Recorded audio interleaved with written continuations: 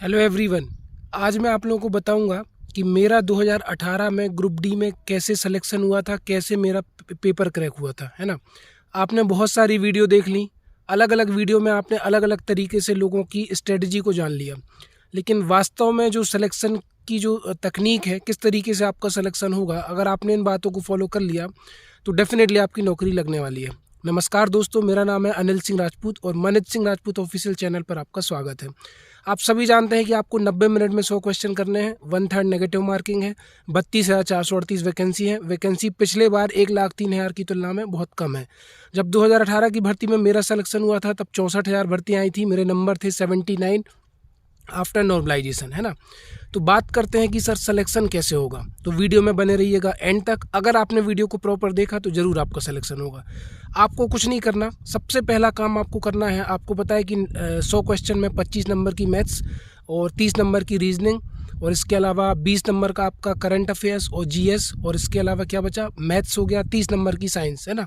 ये सर 25 की मैथ्स, 25 की साइंस, 50, 30 की रीजनिंग और 20 का जीएस और करंट अफेयर्स ये आना है। तो 90 मिनट में आपको 100 क्वेश्चन करने हैं।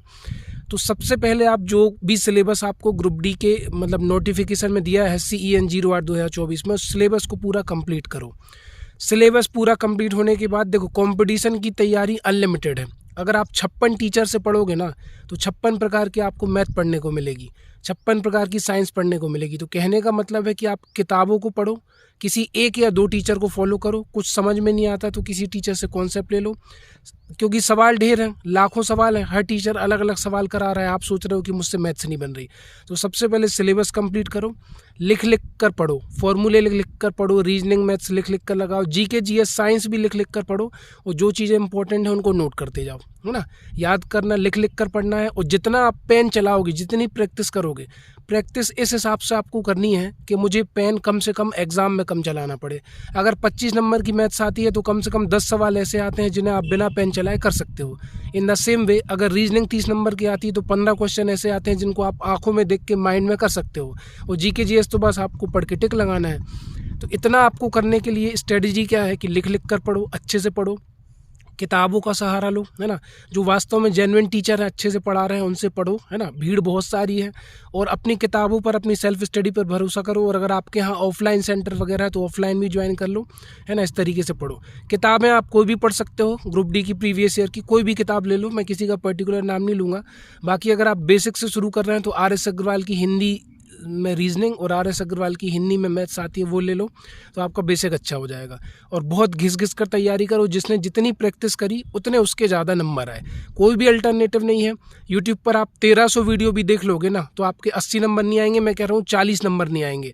तो इस वीडियो को ध्यान से समझ लो कि अगर आपको नंबर लेने हैं तो टॉपिक वाइज शुरू करना है। जैसे आपको पता है मैं 7 बजे डेली लाइव आता हूँ आपको मैथ्स और रीजनिंग का बेसिक पढ़ाने, तो 7 बजे आप लाइव आकर मुझसे भी बेसिक पढ़ सकते हो। एक तो तरीका ये है। दूसरा तरीका, जैसे पहले number system, decimal, fraction, SCF, LCM, time and work, time and distance, average, age, calendar, pipe and cistern, सारे एक एक टॉपिक करके लगा लो।